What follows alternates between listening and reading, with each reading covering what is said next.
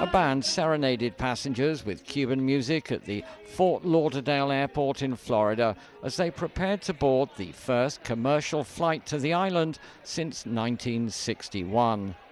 Because it's a trip of a lifetime. You know, being a part of the first flight to Cuba is an opportunity we could not miss. This is a historic moment. Flights are being reestablished. It was about time. This makes it easier for us, economically speaking.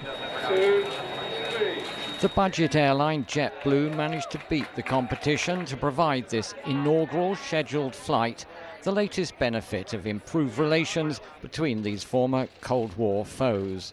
What we've achieved together took tremendous teamwork and coordination between JetBlue, the Cuban government, and the US government. Cuba has been our most talked about destination for some time. On landing in Cuba, JetBlue Flight 387 was greeted with the traditional water cannon salute for first flights. It arrived not in Havana, but at the provincial airport at Santa Clara, some 300 kilometers from the capital.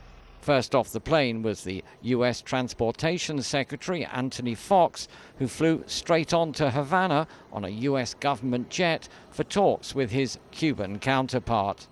Several other American airlines will begin commercial flights to Cuba in the coming weeks and months, but for the moment, they're only going to the smaller provincial airports.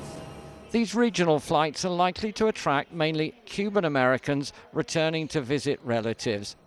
Under the continuing U.S. trade embargo, American citizens still can't visit Cuba as tourists, but they are allowed to come on so-called people-to-people visits. Around 160,000 Americans came in 2015.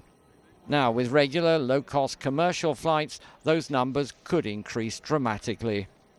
Michael Voss, CCTV, Santa Clara, Cuba.